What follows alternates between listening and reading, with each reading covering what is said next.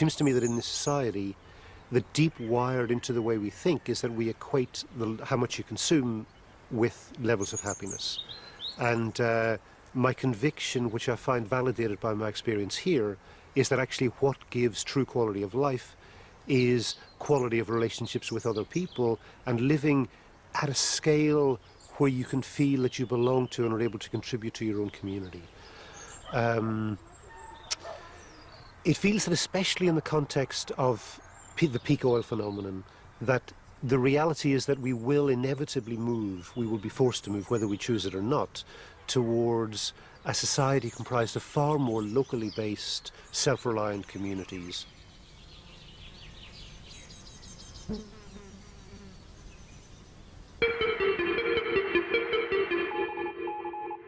possibilities for the future. Big government, big government, big government, big government.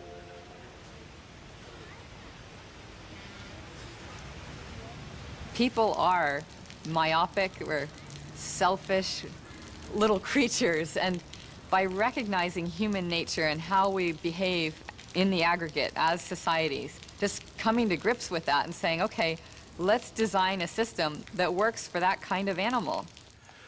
Okay, I mean, I believe that there's a dark side to human nature, and our dark side certainly has to do with greed and selfishness. We will consume more than we have earned and then we should be consuming. And we are used to that by now. Certainly in the developed world, we always had what we wanted, and politicians who promise us that kind of life are the ones we will vote for. So as such, democracy in environmental context doesn't make sense.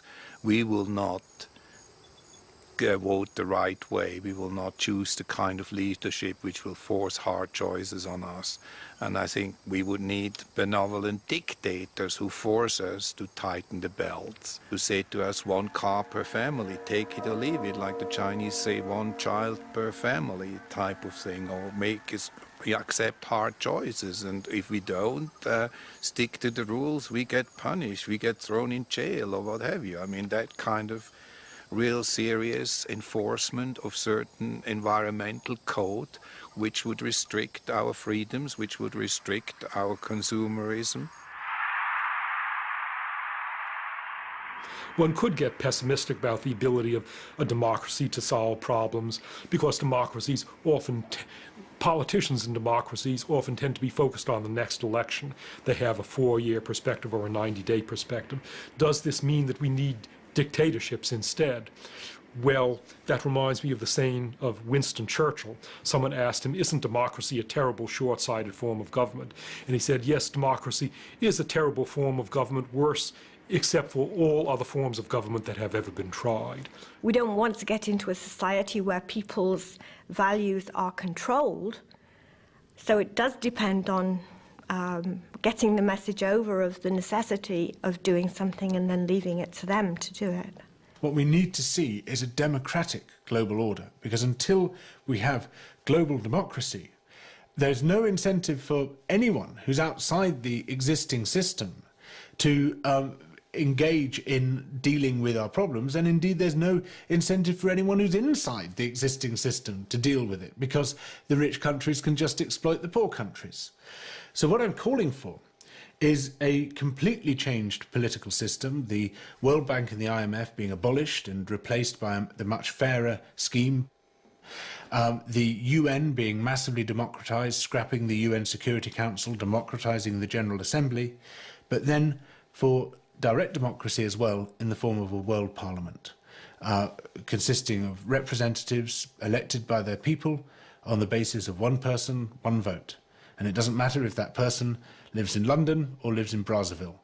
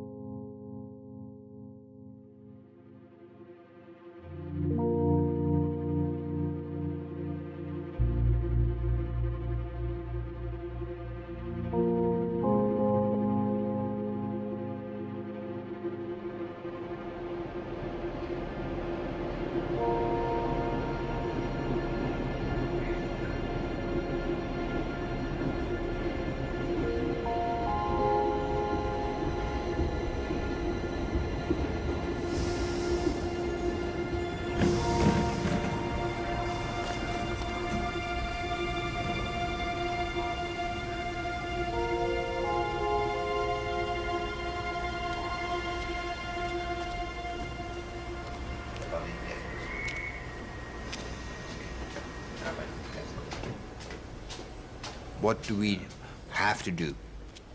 We have to do nothing.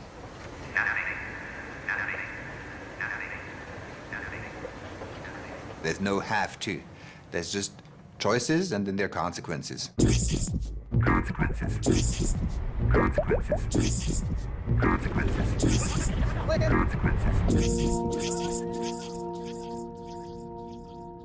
Ordinary people can play a very great part in changing the situation. It's up to us as ordinary people to apply pressure to our governments, to our leaders.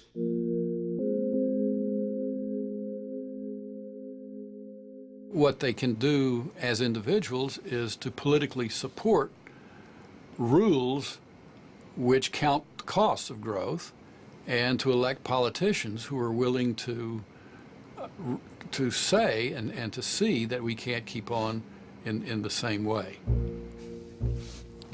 A lot of the leaders in Europe and a lot of the people in Europe believe that get the United States to sign Kyoto and everything would be fine with the environment. Well, first of all, Kyoto would have wrecked our economy. Kyoto would have wrecked our economy. There is no politician on earth who does not understand this very simple fact, that by the time the impacts for which he is responsible take place, he will be out of power. The cost of doing something significant is far higher for any one politician than the cost of not doing anything about it. Because by the time he's out of office, he doesn't care. He's writing his memoirs. It doesn't matter anymore. But when he's in office and he says, you can't drive your cars so much, you can't fly your aeroplanes so much, well, he will cause major political problems for himself. And so there's never an interest, there's never an incentive on the part of politicians to do anything about it. And the only possible incentive is if the population starts to get really angry, starts to put enormous pressure on, and starts to make it the #1 political issue in that particular country.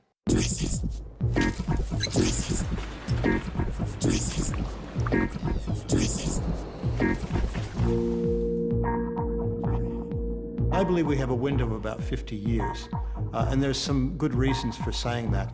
One is projections of environmental change into the future. Again, show some sort of breakpoint roughly around 2050. So this means, in my view, that we have from now until about the middle of the century to think very carefully and to actually start doing something about changing energy systems, changing land use systems, changing the way we live. I think if we don't do it before the middle of the century, we're facing much higher risks of significant and potentially very damaging changes.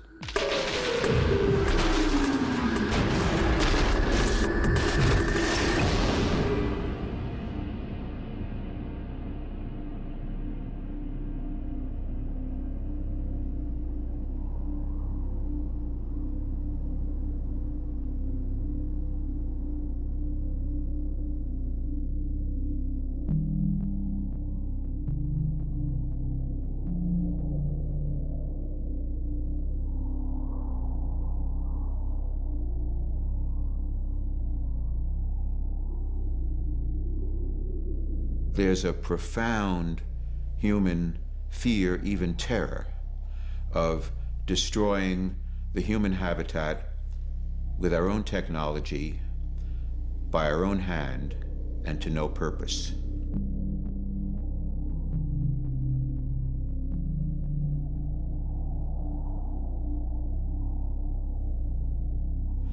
And that kind of fear enters into religious areas, because we now know that we can do what in the past only God could do: destroy the world.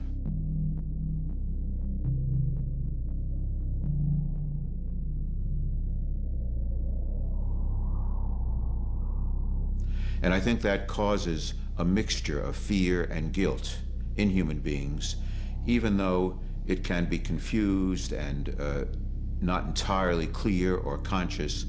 It's there.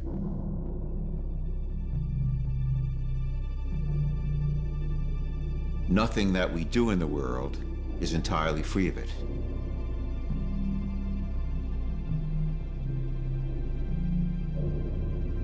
It's a shadow underneath everything.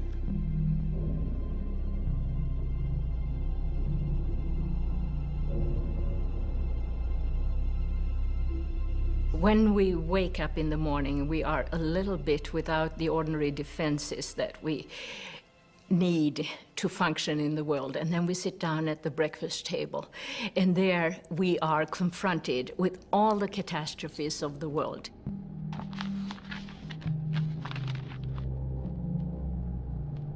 And that would be too much for us to handle if we didn't have some kind of defense. When we get very threatening information, we do deny it. We put it aside. And even if we hear the information, and even if we can sort of believe the information, we still manage to suppress it in some way into our own consciousness. People are not reacting very well to scare tactics. So these doomsday sort of scenarios that they hear, they find so threatening that they don't want to take it in.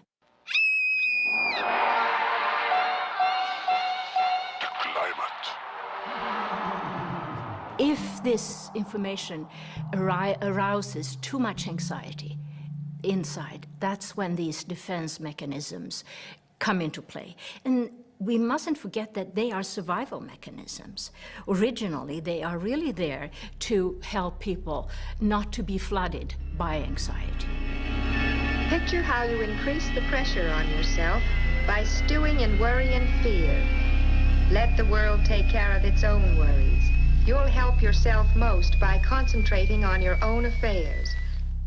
So scare tactics generally don't work. People push that kind of information back. And they can also rationalize it. For instance, saying, well, these scientists say this, but there are other scientists who say, I don't have to worry because science will, develop and they will take care of it, so I don't have to worry about it anyway. Fantasyland. Science must have some answer to a problem as important as this.